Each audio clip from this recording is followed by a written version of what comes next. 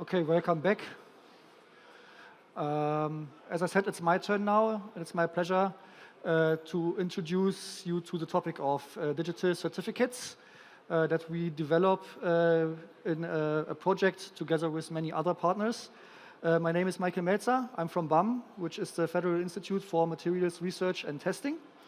We are a authority under the Ministry of Economic Affairs and Climate Action, at least until yesterday.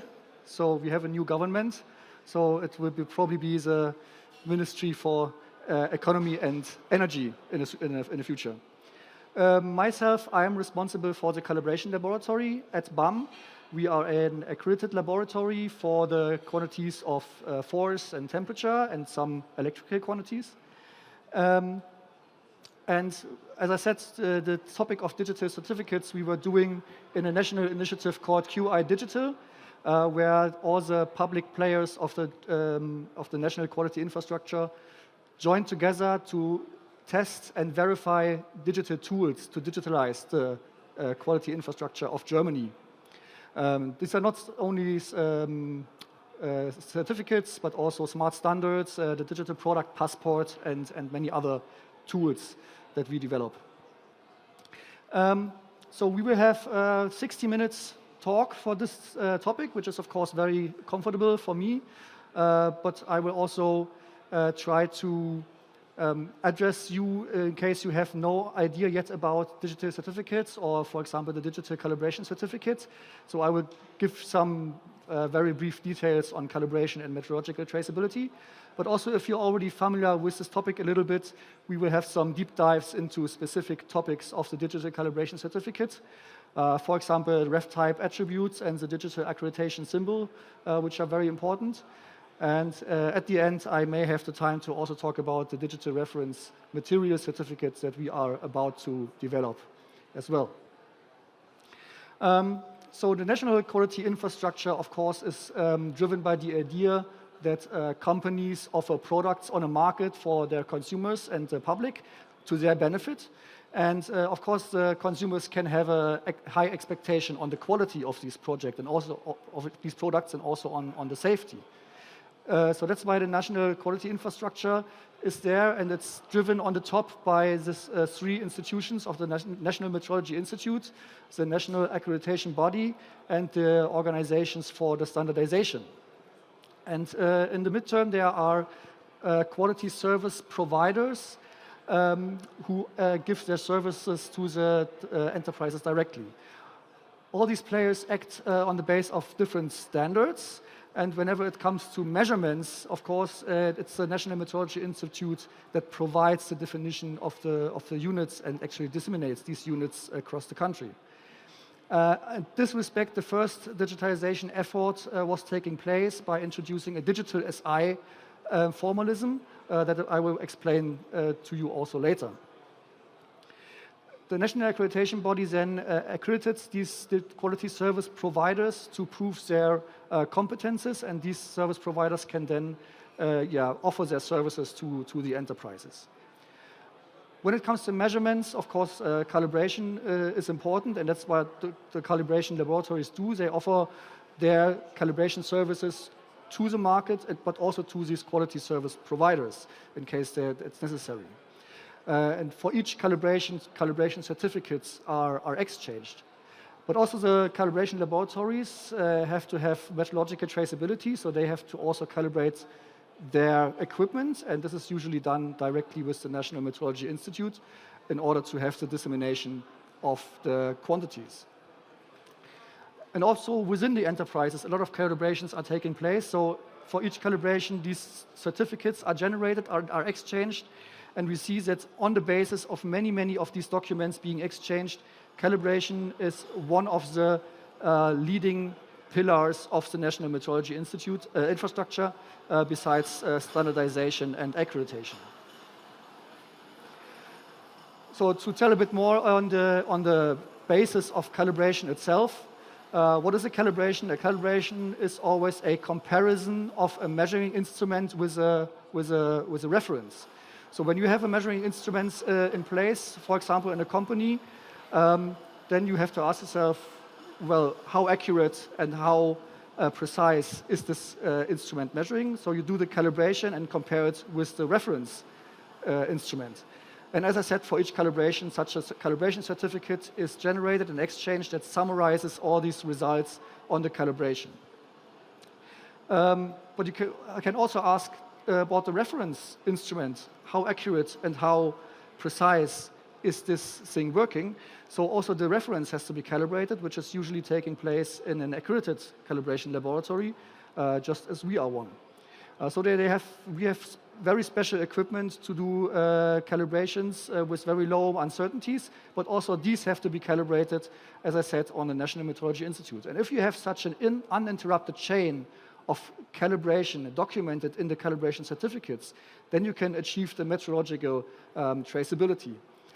But a requirement for this is that the data in these calibration certificates have to be analyzed and processed correctly.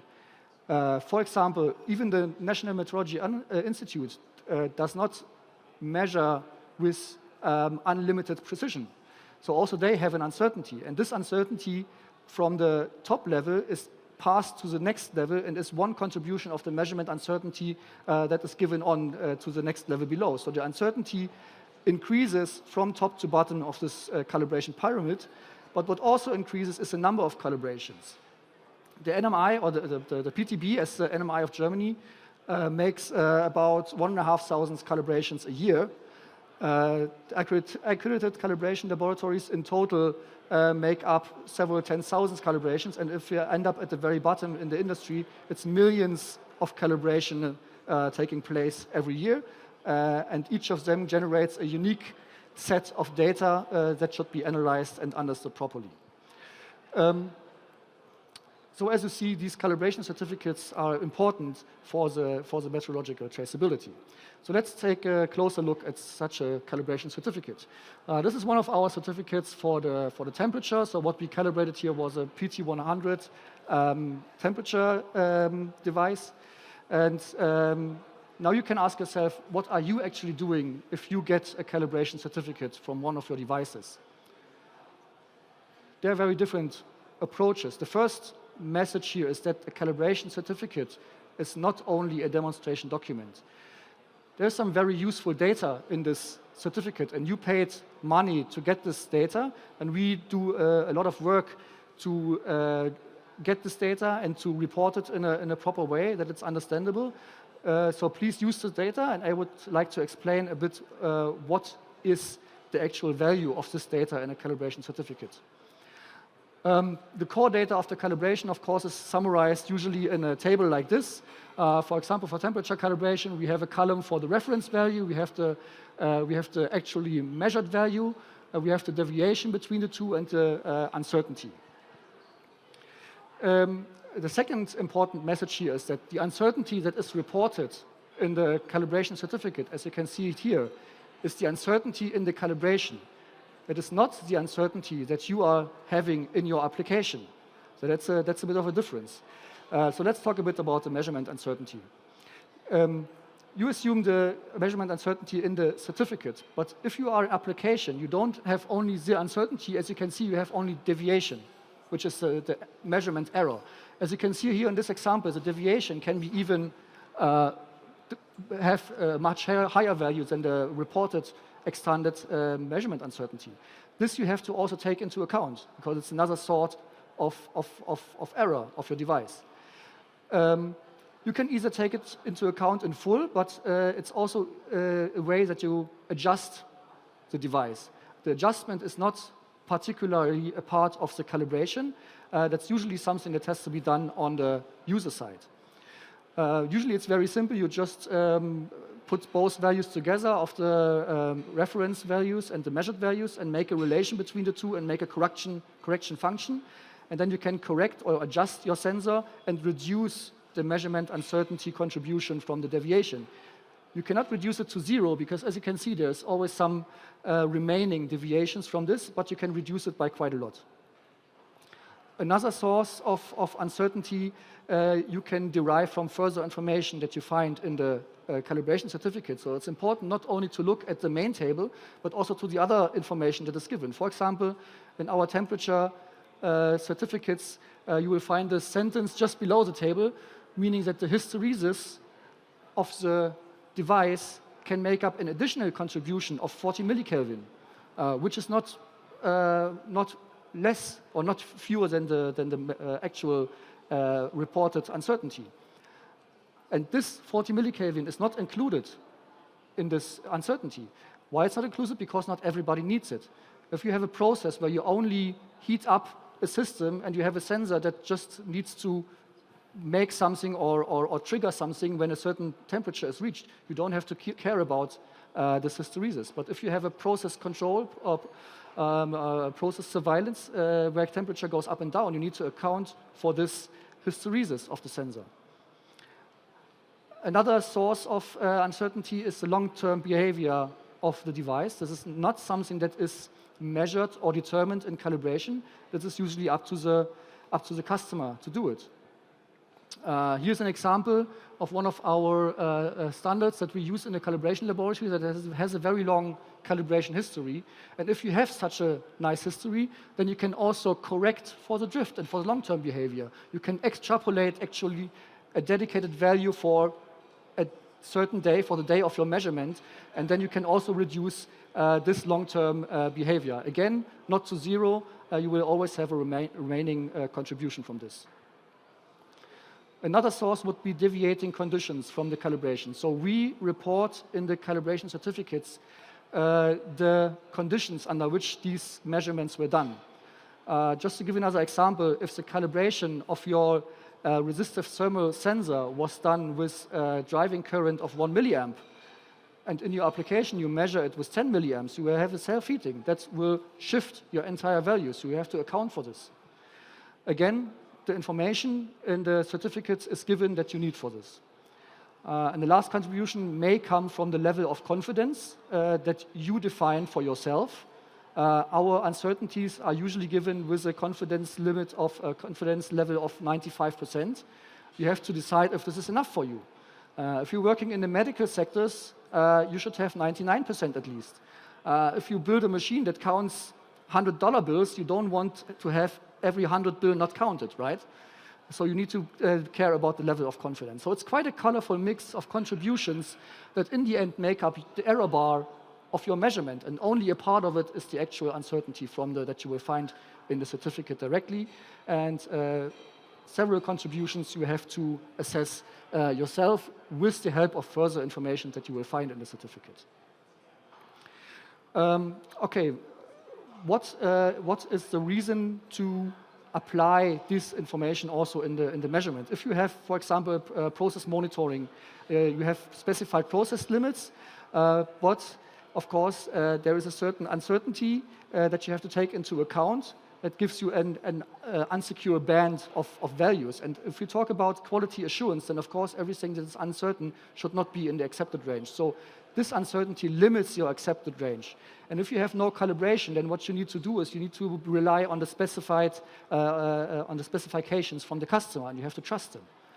However, if you have the calibration and you do this uncertainty assessment that I was explaining, then you can use this uncertainty instead of these specifications from the customer, and usually they are much smaller. So this opens up your accepted range that you can actually use for your process.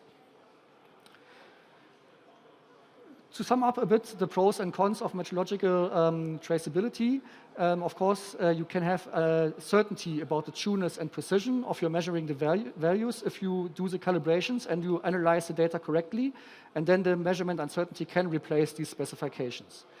There are cons, however, and as you can imagine, as I said, to master all these different contributions is quite difficult. You need a lot of know-how and you need some effort. And if you now think this guy up here tells us something very strange about things to be done without telling exactly how it should be done, you are totally right. But here's the good news. You actually don't need to understand exactly how all this works. Because since a few decades or so, mankind knows something called software. If you have software developers around, you can give them my regards. They are the ones who have to know how all this works, but you don't. It's enough for you if you know about the contribution and know the influence of these contributions, and then you can have the software do the rest for you. But one requisite for it is that the data from the calibration certificates are also machine readable and machine interpretable. This makes your life much easier. And that's why we come up with the digital calibration certificates, which does exactly this. It translates this human-readable formats of calibration certificates that are known for decades into something machine-readable. So in the future, calibration certificates will be XML files where all the information is provided in a machine-readable and machine-interpretable form in order to algorithms have this information readily available and also have the understanding of this information. So the semantics is very important. And I will come to this in the next slide. So there is this so-called utility model for these digital certificates that was derived from actually a utility model for smart standards, but it fits also very well for this kind of calibration certificates, for example. If you have no digitalization, of course, this is the paper world, and the level 1 would be, for example, a PDF. It's digital, but it's still human readable. A machine cannot interpret this data. If you have such a structured data format like XML, you are on the level 2.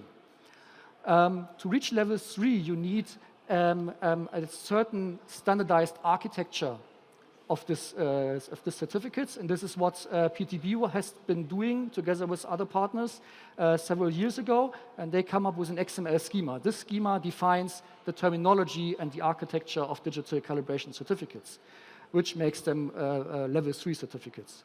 And now we are on the way to level 4, and level 4 means a community-specific harmonization of these certificates, because you don't want to change your IT infrastructure just because you change the calibration service provider. So all the calibration laboratories issuing, for example, DCCs of temperature calibration, so that the same format should be harmonized so that the algorithm is able to find a specific information exactly at the same spot and address it unambiguously. And this then gives rise to even higher levels of digitalization, where we talk about machine learning and digital twins and so on. So for calibration certificates, we are currently on the way to level 4. So what are the main features and benefits of the DCC? A DCC is a complete and valid certificate from a calibration service that contains all necessary information. So it is in accordance to the, for example, 17025 standard, which defines mandatory content of calibration certificates in general, but it also fulfills the requirements of specific calibrations, for example, in the calibration guideline that was applied for a specific calibration. So in fact, no human readable is necessary for this kind of certificate. However, it is technically possible to simply include a human readable document in an XML structure or to transform an XML structure into something human readable. It can be issued by accredited and non-accredited bodies, and also fully independent of the device or of the metrological level the calibration was happening. So it suits, the schema suits for a simple calibration of a resistance, but it suits also for a complex calibration of a network analyzer, for example. And it also suits for National Metrology Institute calibration and also internal calibrations in the companies. The idea is that each information that has some potential for automation is provided in a machine interpretable way. It also contains what I mentioned in the very beginning, digital representation of the SI units. I will explain this a little bit later in more detail. And as an XML file, it can also bear electronic signatures and seals to assure the data integrity, so the content is protected from change, and also authenticate the source of the data. On the level 4, with harmonized good practice, community-specific, they are also interoperable in a digital quality infrastructure. Okay, let's now have an insight into a specific DCC that we prepare for PT100 calibration. So you see the entire DCC on the right side. Of course, it's not readable, but it gives you an idea on the extent of such a machine-readable document. With this QR code, you can actually download this specific example if you want to check it yourself or if you want to hand it to your IT experts.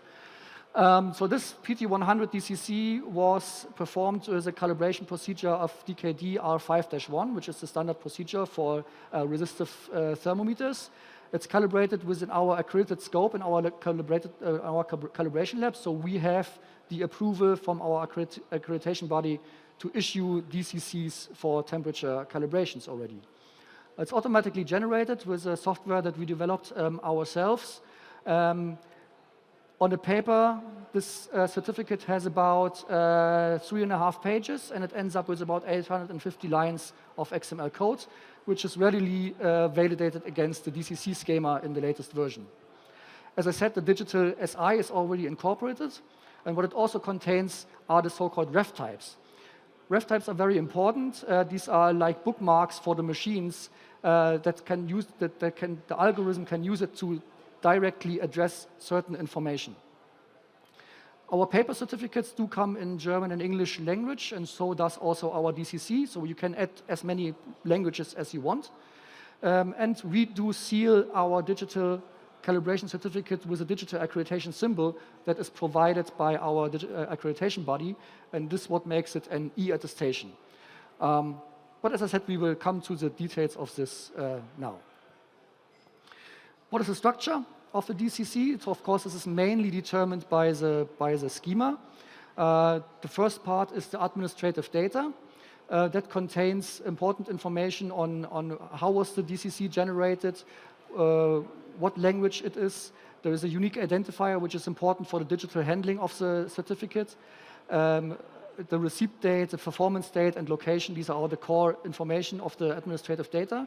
A description of the calibration item, of course, has to be there. The calibration lab and the responsible persons who have the responsibility for the content of the DCC.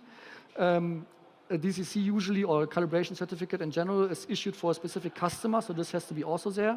And there are statements that has to be given in a DCC according to 17025, which, for example, represents the traceability or validity or recalibration of the certificate. And the second part is, of course, the measurement results, which is, first of all, the methods that are used for the calibration, the measuring equipment that was used for the calibration, the influence conditions, and the actual results of the calibration, so the reference values and the measured values. At the very end, as I said, our DCCs also carry the digital accreditation seal to secure the authentication, integrity, and accreditation. The schema does also allow for other content. So as I said, it's very flexible, so it can also contain conformity assessment or information on adjustments that have been taken place. Usually if an adjustment is done, you have to have a calibration before and after the adjustment, and both of them can be there. Also, calibration curves or corrections that are made in the calibrations can be reported. And there's a general comment section for further content of the certificate. And as I said, you can also integrate a human-readable version of the document directly into the XML. So this is a small snippet of the XML of the DCC, of the reference values. I just want to point out a few things. For example, it also contains some human-readable content. So even directly in the XML, you can orient a little bit yourself. It's not purely machine-readable and not some hexadecimal trash. So it's to some extent also human-readable. We can have timestamps for individual measurement values. We have the ref types that I was mentioning, and I will come to this part in the next slides. And we have the digital SI for the actual quantitative data. So whenever it comes to the giving quantitative data, we come from the DCC namespace that you will find here with DCC double point to the digital SI, which is a sub-schema in the DCC schema. This is another example which also gives values with uncertainties. So uncertainties are usually dedicated with the deviation. And here we see how an uncertainty is given in a digital SI. So it's not only the uncertainty value, but also all the other information that is necessary for a metrological correct interpretation of the measurement uncertainty is given in a machine-readable and machine-interpretable way. So the distribution function and the coverage factor and so on. Digital SI then also has a link to the BIPM's SI Digital reference point, which makes the units and uncertainties unambiguously understandable all over the globe and even beyond. So let's talk about ref types a little bit. So ref types are very important. These are key semantic providing attributes in a DCC or in a XML in general. I want to explain the meaning on a very simple example. As I said, in a calibration certificate, you have to give the methods that you were using. And the schema says, has this section of used methods for it. So in this section, you can have a block of a method, for example, that describes which was the rule for the calibration that was applied. And then in such a DCC norm element, you will find the actual information, which is a link to the actual standard. But now you may have also other methods that were used during the calibration. For example, if we calibrate just the temperature transducer, we actually do not measure temperatures, we measure a resistance, and we convert the resistance to a temperature. And this conversion is to a certain rule, and we have to give this rule as a method of the calibration. So there is another block giving a link to this method where this is described. And another one may be how the actual measurement uncertainty was evaluated, can be another block. So now you have 3 of these blocks, and a machine has actually no way to distinguish those or to unambiguously address those. So all these DCC norm elements have the same address in the XML structure. And the machine has no idea about what of these elements actually means what. So there's no semantics. And that's why the ref types are appended to each of these blocks that make a clear bookmark for the algorithm. So if the algorithm wants to know the calibration method, it just looks out for this ref type and then will find this link to the norm, and it can understand, okay, this is the method that the calibration was applied for, and another method was for the uncertainty. So that's why these ref types give the semantics of the information in a DCC. So this is what we are talking about, level 4 certificates. There are different types of ref types, different namespaces. So there are these basic ref types that are general ref types that are used in the same way all over the metrological communities. They are defined by a central subcommittee within the German calibration service. But there are also community-specific ref types for specific information that are only necessary for certain quantities or certain methods. And these are defined by the respective subcommittees also in the German calibration service.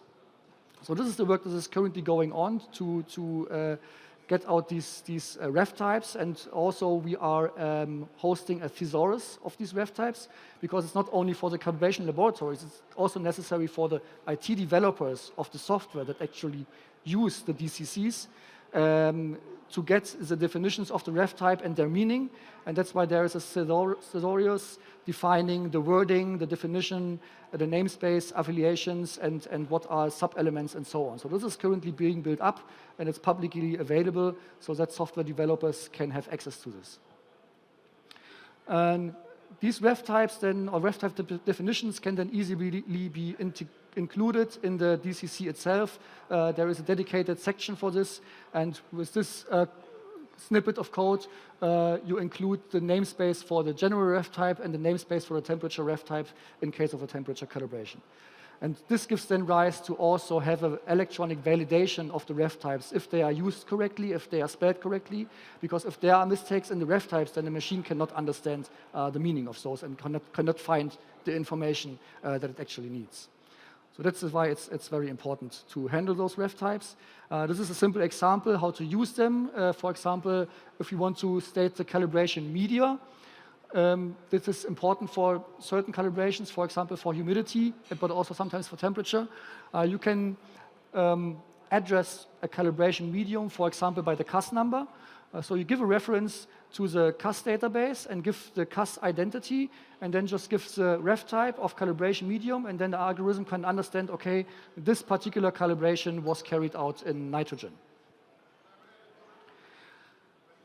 Let's talk about the digital accreditation symbol. As we are an accredited calibration laboratory, this is of course important for us. And this is about how to disseminate the accreditation of the service provider on the digital certificate. In the analog world, this was done by this DAX logo. In Germany, it is a German accreditation body. And if you order an accredited calibration, this is what you want to find on your certificate. And for most of our customers, this is the most important detail of the calibration certificate. But how to do this in a machine-readable document? Well, technically, you could include this icon in the XML structure, but the machine will not be able to understand it. So it's actually no use. And that's why the German accreditation body has developed this digital accreditation symbol that you can use to electronically disseminate the active accreditation in your documents, so that on the receiver side, this can be validated. So this digital accreditation symbol is in principle nothing else but an electronic seal. It uses the same public key infrastructure, but it is of course provided by the accreditation body only to their customers, to their accredited bodies on application. And then we can use this sealing certificate to seal each of our DCCs or the reports that we provide. As it is an electronic seal, it gives us all the functionalities that a regular seal also does. So it gives the data integrity, so it protects the content of the document from being altered, intendedly or unintendedly. It is our digital identity of our calibration laboratory as an accredited body. And as such, it also validates our accredited station. This is the peculiarity of this digital accreditation symbol, that it also validates our accreditation status. Because DAX can always, in case something is wrong, withdraw this certificate, and then the validation would fail on the receiver side, and then the receiver would know, okay, something is wrong with our accreditation. So this is what we are using on our DCCs, and this is how it looks in the XML. So this is a piece of code that is appended to the XML on sealing. It consists of a checksum, which you can check the content against, and it also includes the certificate itself that you need to do this check. So everything that is needed for the digital validation is provided, and this reports with such an electronic digital calibration certificate, digital calibration symbol are referred to as e-attestation. In terms of DCC, also a sealed DCC can be validated against the schema, so that's very important for the approval on the receiver side. And the validation of this digital accreditation symbol can be fully automized.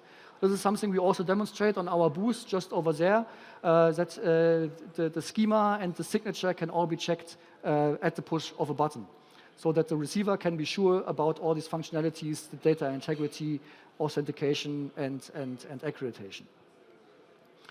By the way, the digital accreditation symbol also works on PDF, which is very nice. And the good thing is that you don't need any unique IT infrastructure for it. The sealing as well as the validation on the receiver side can both be done simply in Adobe Reader. It's already included, this functionality. So if our customer opens the sealed PDF, this is what they get. The seal is automatically validated just as it is for an electronic seal, electronic signature that you may already use in your organization. And in the details, then customers can find our DAX case number that identifies us as the calibration laboratory of BAM. Okay, this is all about the generation of DCC, but the actually added values come, of course, with the utilization of DCCs, and that's what I would like to briefly explain. If you have a DCC received, then the DCC is passed on to the algorithms, of course, that do the validation that I was already briefly explaining. And with the validated DCC, you can then acquire the metrological traceability, so you can correct your signal, you can assess the measurement uncertainty of your measurement, and with this traceable measurement data, you can then have a quality assured process monitoring, for example, of your process. So you have the process limit, you you correct these process limits by the remaining uncertainties, and then you have a quality assured conformity assessment of your process. The filing of the DCCs can be, for example, also done in the asset administrative shell. There is a submodel currently under development for DCCs and also other quality documents to also use this infrastructure. As I said, there are not only digital calibration certificates, but also digital reference material certificates that we are currently developing at BAM. So, and also others are doing similar things for other quality documents. So the DCC is like a blueprint for these digital certificates that is well established and also globally accepted. And now people are adapting the DCC schema to be fit for the purpose of other quality documents. For example, digital certificates of conformity and also test reports will be machine readable in the future. And we took the challenge to also do this for reference material certificates. There are some differences between DCC and DRMD that, for example, makes necessary such adaptations. And one of these differences concerns the issuing of the certificates. In case of calibration, it's pretty simple. The calibration is done usually at the laboratory. The item is shipped back to the customer, and with the item usually comes the certificate. So each certificate is made for one specific item and one specific customer, and all this information on item and customer are also in the certificate itself. For reference material producers, it's a bit different. Usually, a reference material certificate is generated not for a single item, but for a batch of items. Usually, these certificates are also published, so they are usually not issued. And it's no problem to publish this data. In calibration certificate, usually is not published because it's sensitive data. But for reference materials, the data is only useful if you have the item in hand. So it's no problem to usually publish this reference material certificates on a database. And usually this is not even done by the producer itself, but by some web shop. And then the customer can browse the web shop and can browse directly the certificate in order to choose the material that fits the requirements. And if he purchases one item, he can be sure that he will get an item with exactly these values and exactly the uncertainty as it is stated in the certificate. So usually a reference material certificate is not consumer specific and is not item specific. This has some implications on the dates that are stated in the certificates. The most important dates for calibration certificates are, of course, the performance date, when the calibration was performed, because this gives the starting point of the recalibration period. The receipt date of the item at the laboratory may be important, but also the issue date is an important date. All these three dates are hardly used in reference materials. So in reference materials, it actually doesn't matter when the measurement was done. But other dates are more important, for example, the validity. Usually a validity is not given in a calibration certificate. It's up to the customer to define this. But for reference materials, they have a limited validity in time. And the values stated in the certificate have to account for the property of the material over this entire validity range. And there are different ways to report this validity, and all these different options we have to account for in the schema for the reference material certificates. Also, approval dates and issue dates may be part of the digital reference material certificate as well. So we see there are some differences in the details. We created this DRMD schema and are now currently translating our PDF and sometimes even paper certificates of reference materials to machine-readable documents.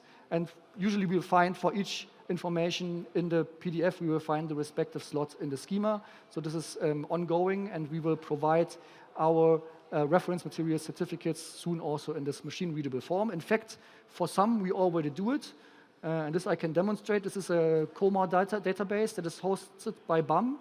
It does not only contain our own reference materials, but also materials from other producers. And if we switch over to COMA, then we can see here a list of different materials that are in this database. And if we search for a specific one, we can find a few examples where not only the PDF certificate is provided, but also the digital reference material document is already available in this database, ready for download. You can view a human-readable representation. So this is a translation from the machine-readable document to the human-readable representation that can be viewed here. You can also view directly the XML code. Of course, it doesn't look that nice, but hey, it's not made for human readability.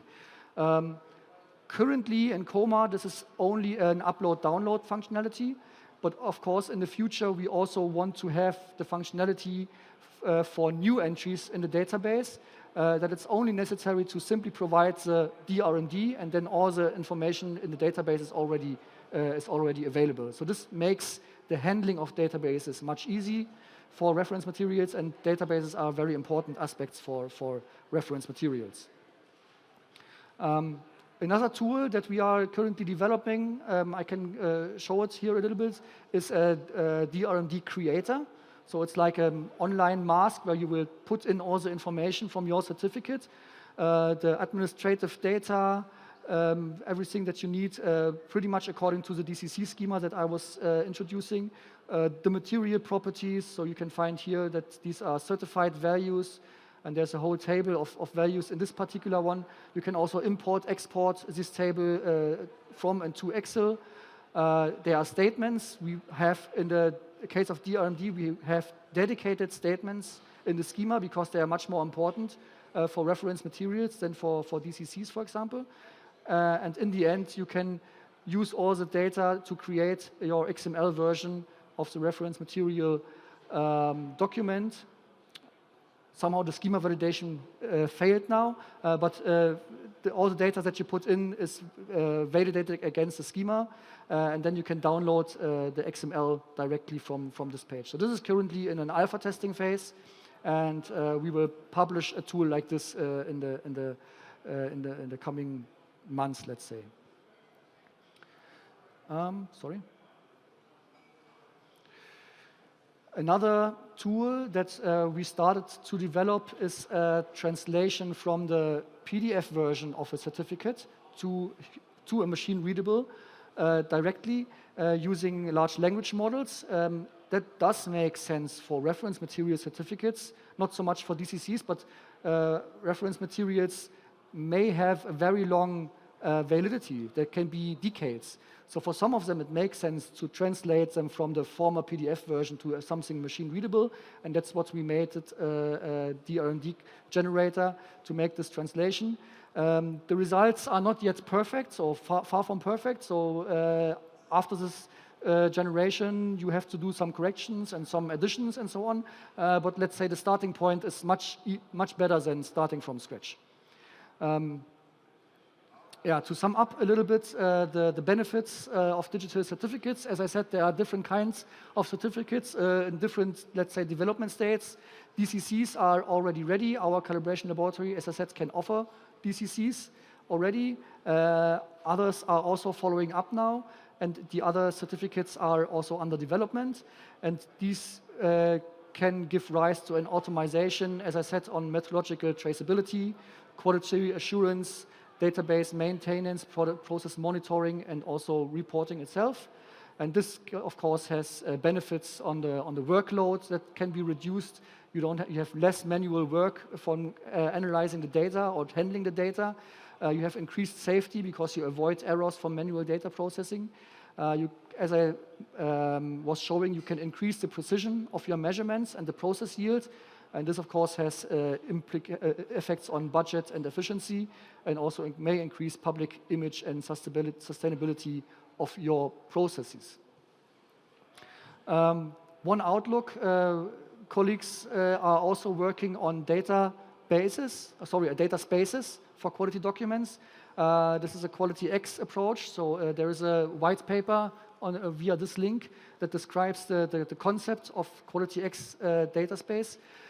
So this will be a central platform, a federated platform for the issuing, for the distribution, and for the verification of digital assets. So not only digital certificates, but also the digital product passport and smart standards and accreditation approvals will be handled via such a data space.